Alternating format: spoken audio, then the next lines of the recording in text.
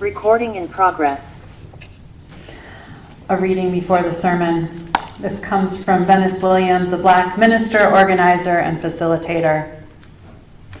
You are awakening to the same country you fell asleep to, the very same country. Pull yourself together, and when you see me, do not ask, what do we do now? How do we get through the next 4 years?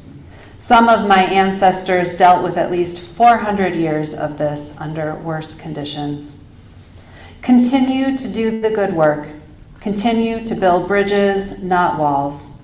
Continue to lead with compassion. Continue the demanding work of liberation for all. Continue to dismantle broken systems, large and small. Continue to set the best example for the children. Continue to be a vessel of nourishing joy. Continue right where you are, right where you live, into your days. Do so in the name of the Creator who expects nothing less from each of us. And if you are not continuing all of the above in community, partnership, collaboration, what is it you have been doing? What is it you are waiting for? Last week, I preached on love in a time of fascism, and this is the part 2. I spent time outlining Jason Stanley's 10 fascist political tactics.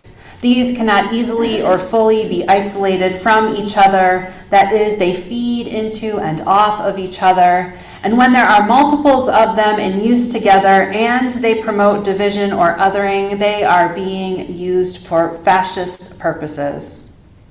These tactics are spelled out in Stanley's book, How Fascism Works, The Politics of Us and Them. The 10, again, are a mythic past, propaganda, anti-intellectualism, unreality, hierarchy, victimhood, law and order, sexual anxiety, Sodom and Gomorrah, that's the urban versus rural divide, and Arbeit macht frei, work shall make you free, othering through standards and ideals about what work looks like, including tearing into labor unions that bring people together across class and race. I ended that sermon with questions like these. How can we be the loving people we believe ourselves to be while holding firm in our resistance to fascism and those who spread it? What does love ask us to do? How do we live our values? I mentioned my own resistance to delving into this topic. The resistance wasn't intellectual. This is a big part of my education. The resistance was spiritual and emotional, personal even. In its most simple terms, I didn't want to remember that these others who cause so much harm to people I love are not only human, but are also mine. Ours. It is difficult to want to rehumanize those who so vehemently dehumanize us and those we love. It is easier when we other each other, to treat one another as less than, to be physically, emotionally, verbally abusive, to strip them of their dignity and worth in our minds. You're not a bad person if you do this. You're just human. We all do it at times. We want to other. It's a natural response. Othering, however, can come with its own sense of superiority, the idea that because I am not like them, such as I am actually a law-abiding citizen and have never been convicted of a crime, unlike our president-elect, that makes me a better person. We reduce one another to one-dimensional outlines based on one moment in time, possibly our worst, and importantly, when our emotions are beyond that 10-point scale, when the low-grade frustrations have been building up to that for weeks, months, and even years without recognition or being addressed. I'm not saying that the rise of fascism isn't the fault of Trump supporters and that it's ours.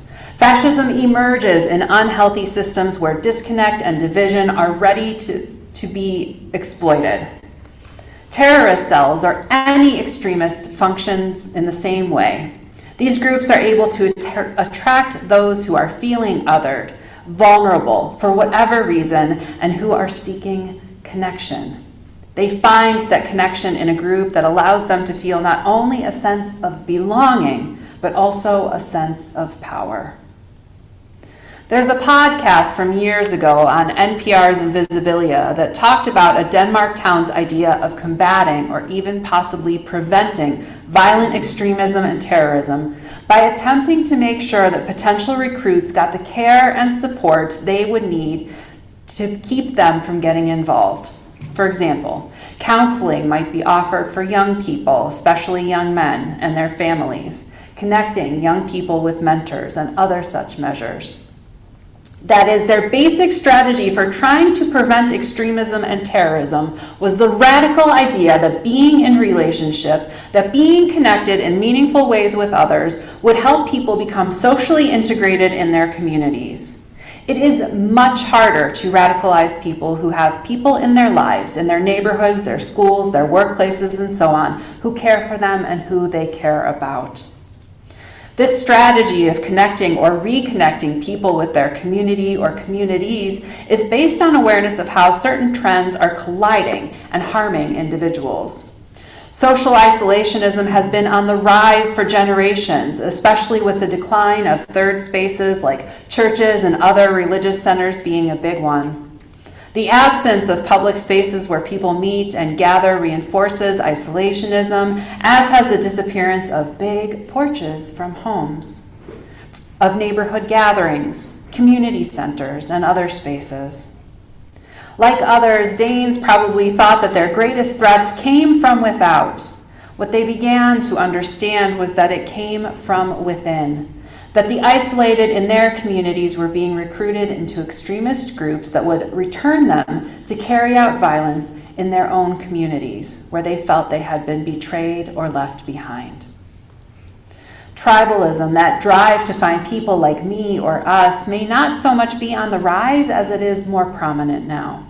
When we don't have other circumstances that may force us, to an extent, to be in relationship with our neighbors and others, we gravitate to those with similar interests and identities in a lot of cases. This can just reinforce our isolationism or create a kind of echo chamber. Social media and various apps and sites like YouTube can further reinforce this by catering to our particular algorithms. Then we get to see a lot more of we like, creating a vacuum of what we're exposed to. And the news cycles, of course, are changing at a wild rate anymore. We consume so much news and data that it's harder to stay focused on what's important.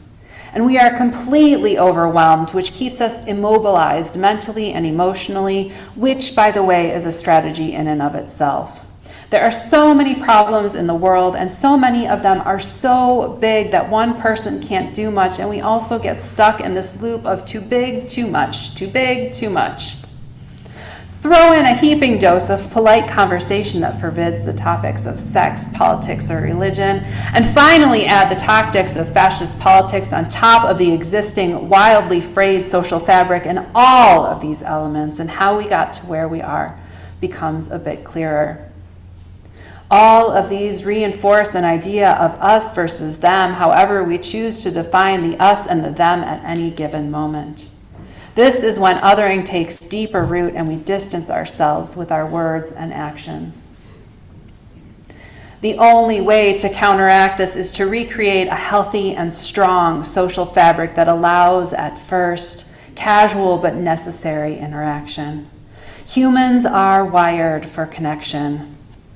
We need to be able to reconnect with one another's basic humanity.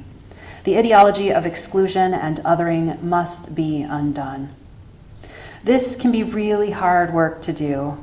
I constantly struggle with wanting to know about people who I already know have different political values and ideas than I do, especially when those beliefs harm myself or the people I love. And this is quite possibly the most critical work we can be doing now. It will be the work of a generation or more to help get us to a better place as a country, if it's even possible. it may well save us from the civil war looming. I've truly come to believe that our healing will come only if we set aside the political challenges and address the deeper spiritual ones. We keep doing the things that we're doing, supporting democracy and those who share our values, advocating for change that helps all of us, showing up in public forums, but we also need to dig into this realm. Following the Reverend Cecilia Kingman's amazing Berry Street essay delivered at our 2023 General Assembly, My Little Pony Was Right, Fascism's Without and Within, there were two respondents.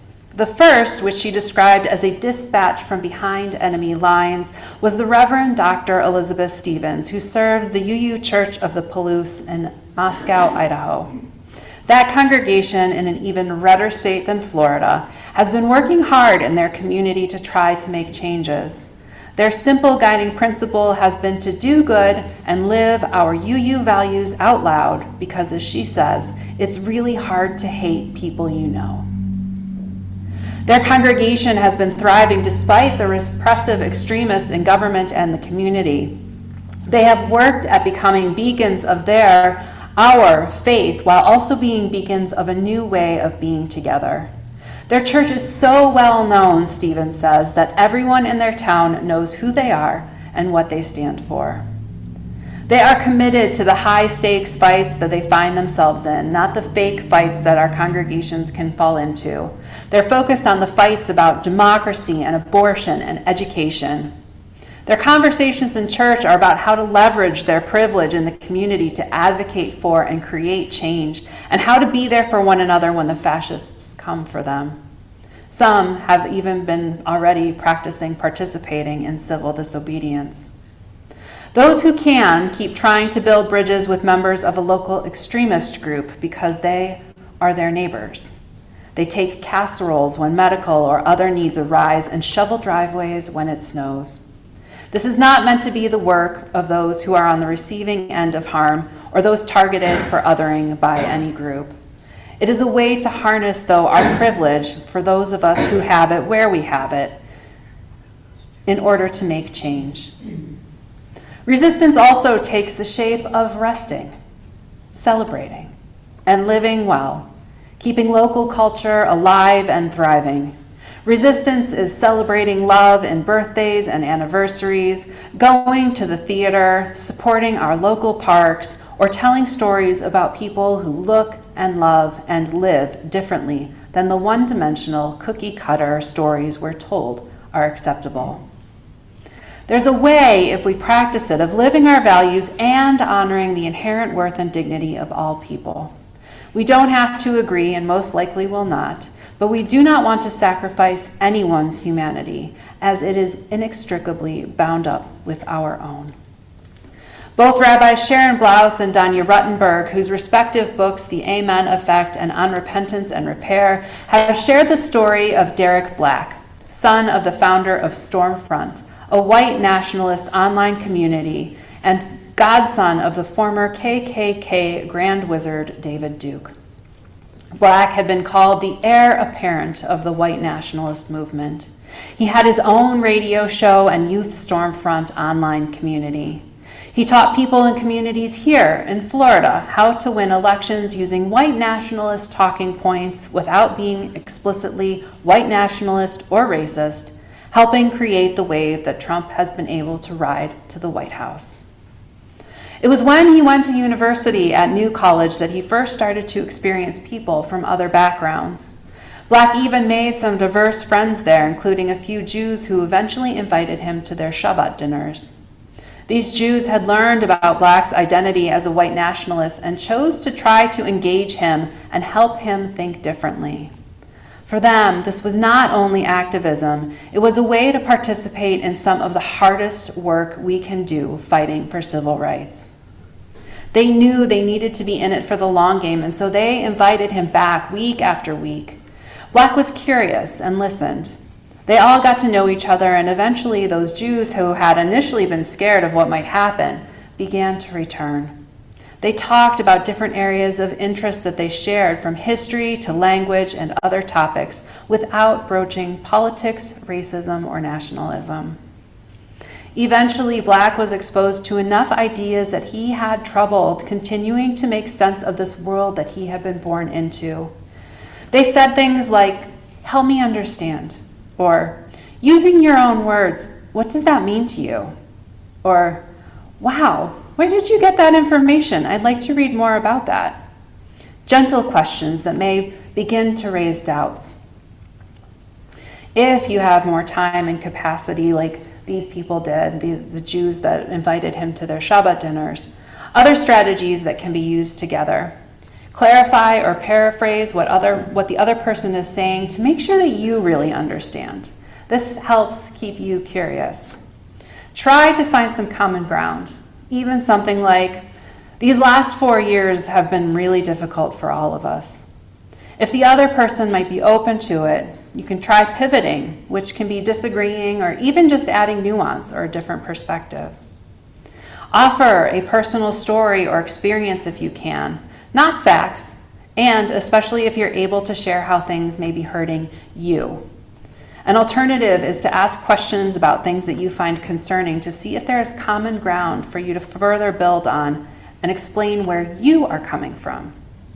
Those feelings and emotions that we've been talking about the last couple of weeks, that's where we have the most opportunity to meet. Changing hearts changes minds. Derek Black isn't the only one who has had this experience of having his views changed dramatically. Other former white nationalists, Christian nationalists, and others have as well. Some of them have even started groups to support people who have been in these groups, but started to find doubts and have questions. This doesn't necessarily change things right away, and the world isn't suddenly full of rainbows and unicorns. We know this. It takes a lot of work and time, and most importantly, relationship. And sometimes people don't change. There hasn't been a mass exodus of folks from these groups, but it can and does happen and does have an impact on ourselves, our families, and our communities. And it begins with caring about the people as individual human beings and treating them with the kindness and care that we hope for ourselves.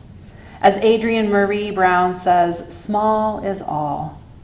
It matters what we do and say. We need to stop name-calling and doing things that further separate and divide us. It makes a difference when we rehumanize those who have professed to hate us and the people we love. First, we might want to widen and deepen our own community, but then we have to turn outward. It matters that those who are trying to call back to the love we know believe another world is not only possible, but also that they will be held in it if they do decide to consider crossing the divide. When we build bridges, we make it possible to heal the world and make us all more whole. Every decision, every action should answer the question, what is love asking of me now? Only love. Our entire faith is built on the belief that all of us, yes, even whoever you just thought of, that all of us are held in an all-embracing love. May we go out into the world and live that love into life. Our closing hymn